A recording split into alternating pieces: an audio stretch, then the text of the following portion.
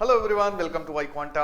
कैसे हैं आप सभी लोग? आशा करता हूं कि अच्छे ही होंगे। बात हम लोग आज काफ़ी इंपॉर्टेंट करने वाले हैं, रेलवे की बात करने वाले हैं। जी हाँ, रेलवे जो माना जाता है कि लाइफ लाइन है अपने इंडियन इकॉनमी की। देखा जाए तो सबसे ज़्यादा रेवेन्यू कलेक्शन करने में ज़्यादा योगदान है रेलवे का। सबसे बड़ा अगर सेक्टर माना जाए कि सर्विस सेक्टर का, ठीक है, तो लोगों को जॉब देने का 15 लाख से ज़्यादा एम्प्लॉयज़ काम करते हैं। तो इतना बड़ा सेक्टर होने के बावजूद भी पैसे की कमी आ जाना और पैसे की दरख्वास्त करना फाइनेंस मिनिस्ट्री से कि कुछ पैसे दिए जाएं जिसकी वजह से हम अपने ड्यूज वगैरह क्लियर कर सके, लाइबिलिटीज़ को क्लियर कर सके, जो हमें पेंशन देना है, लोगों को सैलरी देना है।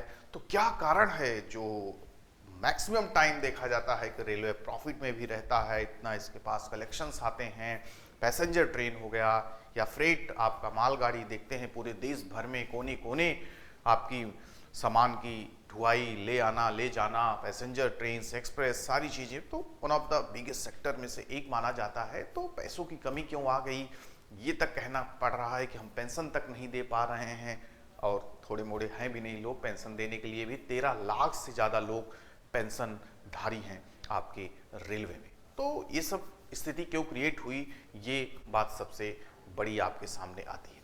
तो जैसा कि मानना है रेलवे का कि आपको पता ही है कि कोरोना का टाइम, पेंडेमिक का टाइम जब आपका लगा तो पूरे देश में हर एक चीज़ बंद हो गई। सारे ट्रांसपोर्ट, जितने भी आपने पब्लिक ट्रांसपोर्ट वगैरह था, इवन रेलवे जो हम लोग सोचते थे कभी ना बंद हो, वो भी पूरी तरीके से सन्नाटा छा गया था, कुछ भी नहीं चल रहा था। आपको पहला फेज पता ही होगा जब 2020 में मार्च में लगा था। तो उसकी वजह से रेलवे के काफ़ी नुकसान हुआ। भाई कुछ चल ही नहीं रहा है, गाड़ी घोड़ा सब कुछ चारों तरफ बंद है, सारी चीज़ें रेलवे में पूरा एकदम बंद था।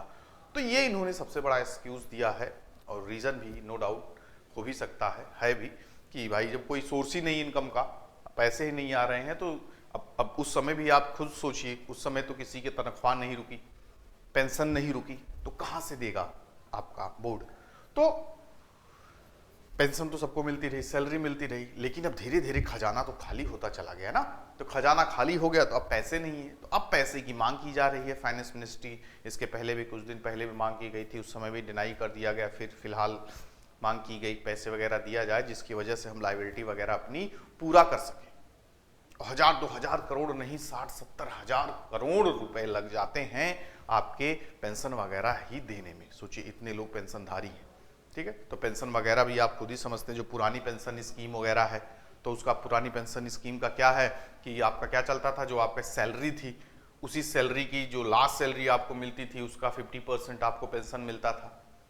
अब चीज़ें आफ्टर 2004 के बाद जो रिटायर होंगे, 2004 के बाद नई पेंशन स्कीम आ गई है, तो पेंशन का अलग आपका एक फंड बनेगा, उसके हिसाब से होगी सारी चीज़ें।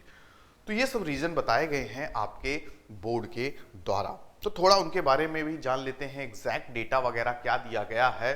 तो रेलवे ने जो पेंशन की कॉस्ट 2023 की 24 की आप देख सकते हैं, वो है 62,000 करोड़, ठीक है। 62,000 करोड़ का इनका एस्टिमेट है देने का, जो कि रिपोर्ट वगैरह में भी कही गई है कि भैया इतने पैसे हमें अगर मिलेंगे तो हम दे पाएंगे, ठीक है। जो स्टैंडिंग कमेटी है रेलवे पर, संसद की जो स्टैंडिंग कमेटी है, उसने रिपोर्ट मांगी थी कि सिफारिशों पर रेलवे ने कदम क्या क्या उठाए हैं। तो रेलवे ने कहा कि 2023 में वह अपने दम पर पेंशन का भुगतान करने में सफल रहा, लेकिन उसने स्टैंडिंग कमेटी के जोर देने पर फाइनेंस मिनिस्ट्री से थोड़ी बहुत मदद मांगी है, ठीक है, क्योंकि भाई उस लेवल का पैसे रह ही नहीं गए, आगे के और भी कार्य करने हैं, और भी सैलरीज देनी है, पेंशन देने हैं। तो इस बार का चलो ठीक है, भुगतान वगैरह हुए। तो इसके पीछे के रीजन वगैरह भी आपका यही दिया गया। रेलवे का जो भी फिलहाल हाल चल रहा है वो इसी का ही कारण था, ठीक है। हाल के वर्षों में रेलवे की देनदारी में काफी बढ़ोतरी हुई, और हर साल यह खर्च क्या होता गया, बढ़ता जा रहा है, ठीक है। हर साल बढ़ता जा रहा है। रेलवे के जो फ्रेट और पैसेंजर ऑपरेशन से कमाई होती है, इससे वह कर्मचारियों की तनख्वाह और पेंशन देता है। भाई जहां से इनकम होगी, सोर्स होगा, वहीं से तो भाई अपना पेंशन और तनख्वाह वगैरह देगा। लेकिन पिछले कुछ साल में उसका रेवेन्यू बुरी तरीके से प्रभावित हुआ है। उसका क्या रीजन है, तो वही सबसे बड़ा रीजन है, कोरोना काल में लंबे समय तक ट्रेनें बंद रही, जिसकी वजह से रेवेन्यू जनरेट नहीं हो पाया। पिछले 5 साल से रेलवे का जो वर्किंग एक्सपेंडिचर बिल है वो भी काफी तेजी से बढ़ा है।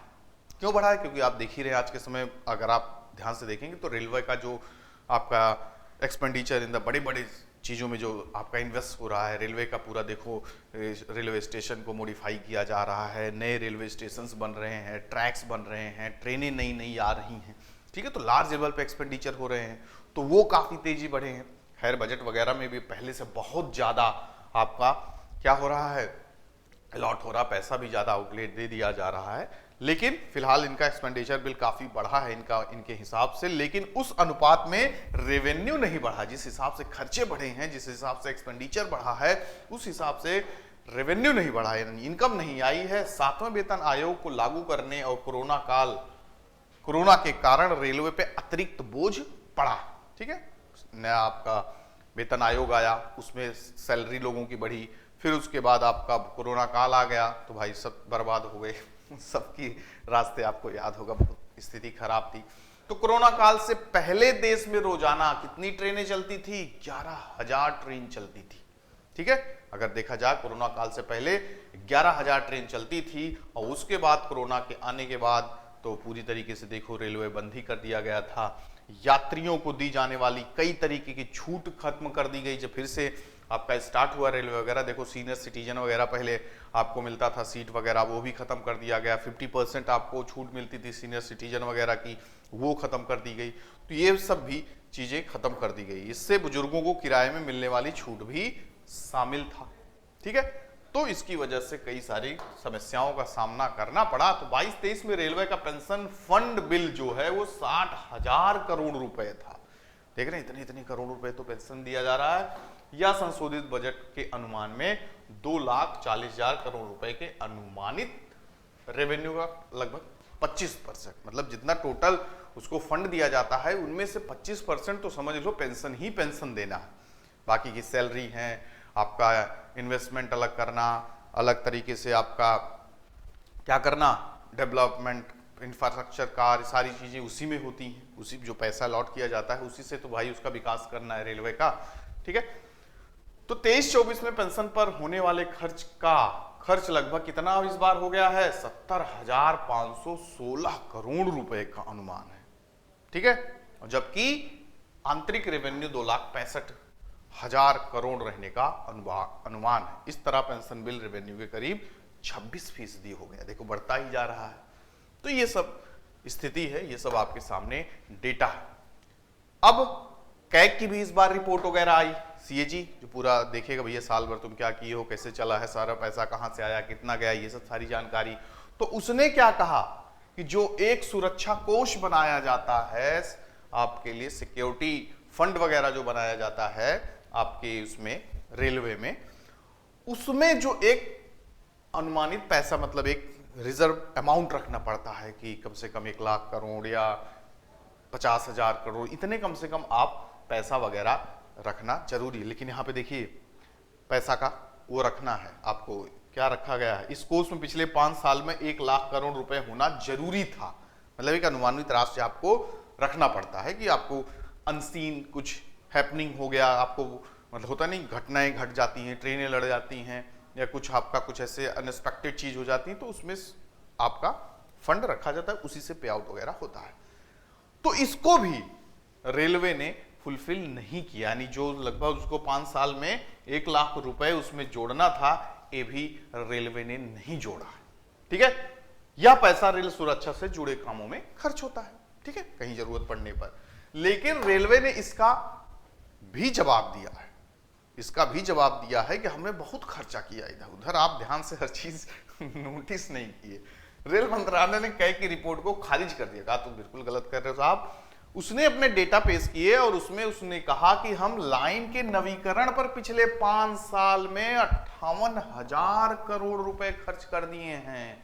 अब आप भी देख रहे होंगे कि नवीनीकरण हो रहा है, मतलब इलेक्ट्रीफाइड, पहले आपका रेलवे इंजन किससे चलता था, डीजल वगैरह से, मतलब तेल के वो से, ईंधन से, फ्यूल से, अब इलेक्ट्रीफाई किया जा रहा है, पुरानी लाइनों को तोड़ के नया बनाया जा रहा है। तो उन्होंने कहा कि ये सब हम नयापन किए हैं, उसमें हम 58,000 करोड़ रुपया डाल दिए, इसलिए सुरक्षा में आपको कम ही दिख रहा होगा या नहीं दिख रहा होगा।